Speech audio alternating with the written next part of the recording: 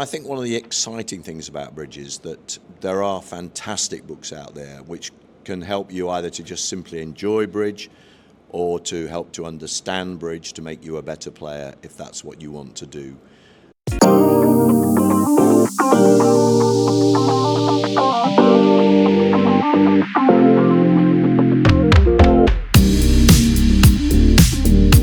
We're here in Buenos Aires at the World Bridge Games, and I'm here with Mark Horton, and I wanted to get a little bit of a story.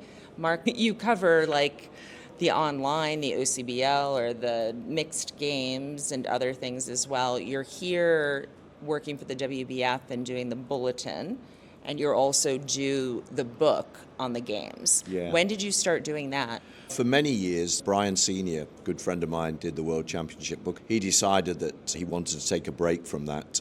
The past president, Gianrico Rona, asked me if I'd take over.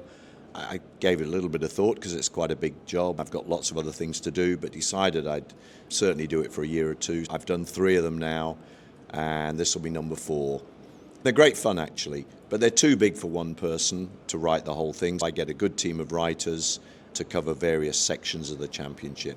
This year, Barry Regal will be doing something, Brian Sr., and various other people will write little sections, which gives it a more interesting flavour, I think, than just having one person write the whole thing. Have they been published since the very first one, the books? There's been a World Championship book ever since the very first championships. There are 1 or 2 people in the world who have a complete collection. Not that long ago, Bob Hammond was desperate to try and get a complete collection of all the books.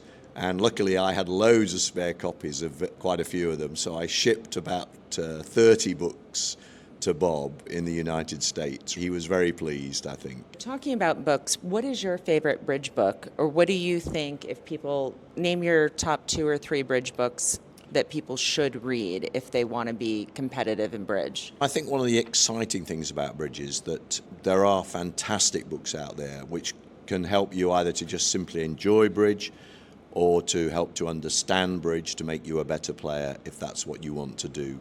Just so many of them. In recent years, Zia's latest book is just wonderful, right? If you just want to find out about what the fascination of bridge is about, Eric Rodwell's Rodwell Files is a wonderful exposition of how a really brilliant player thinks about the game at the table, right? That was just an astonishing book to work on with Eric. Oh, you helped him with that book? Yes, actually, that's quite a good story because Eric had sent in a little manuscript to Ray Lee of Masterpoint Press, which had about 40 pages in it. Ray and I both thought there was a possibility of a book just out of those 40 pages. By the time we'd finished, with a bit more input from Eric, we turned it from a 40-page book into a 400-page book. Yes, I own that book, and it is very dense. Yeah, it was. And great. It's like, it's so terminology, abused. I need a new book. Yeah, the terminology is amazing. There are many classic books from former times which will hold their place in the modern world. Card Play Technique by Nicola Gardner. Nico Gardner, not Nicola. Nicola's his daughter. Yeah. Now Nicola Smith. That will hold its place in bridge literature forever. If you want some humour, try reading books by Victor Mollo, The Hideous Hog.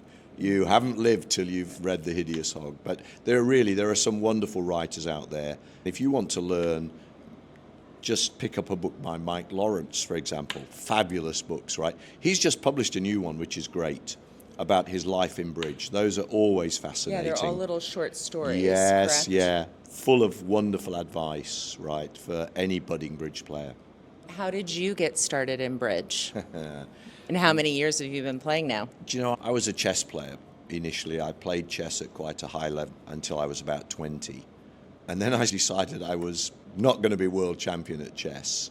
But I'd also discovered bridge almost by accident. I met an old school friend on a bus and he asked me to come round to his house for lunch with his parents to play bridge. Didn't know how to play bridge, no idea at all. I bought a copy of a Terence Rees book called Bridge. 3 days later, I'd read it 4 times by then. I went round and played bridge with his parents. Not very well, but at least I knew the basics. And I got more and more interested in it. For a number of years I played bridge and chess. Eventually found time not to do both. I decided to concentrate on bridge because I thought there was more prospect of really getting to a high level at bridge. I'd won a couple of British championships at chess, but I wanted to win something at bridge too. And how did that go? It's hard work at first, but I was lucky. I lived in Nottingham. We had some wonderful people in Nottingham. One of them here actually at this tournament, Tony Sauter, and of course Sally Brock is here, and Yes. I did actually marry Sally at one point. She's a multiple world champion. We can talk about bridge relationships. Yes, we could. Yeah, we could. Partnerships. Yeah, but the thing was, I got introduced to a guy in Yorkshire by a very fine English bridge player, Tony Forrester, a guy called Richard Winter. We formed a partnership, and we were phenomenally successful, right? We started playing regularly for England. We played for Great Britain in the 1994 World Championships in Albuquerque. And round about that same time, a very good friend of mine, Patrick Jourdain, who was the chief editor for the World Bridge Federation and the European Bridge League, he decided that he needed an assistant. He asked me if I would go to Barcelona to work on bulletins with him at the Mixed European Championships. I'd been planning to play in that tournament, but my mixed partner, couldn't go.